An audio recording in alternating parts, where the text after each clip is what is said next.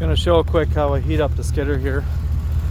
Hoses run to the heater hose on the truck, run it to the engine, and I run it to the skidder motor, top and bottom there. Runs the hot water through the engine, and it takes about 10-15 minutes usually when it's cold out, and it starts up, runs on hot water through the skidder engine nicely. So we'll see here.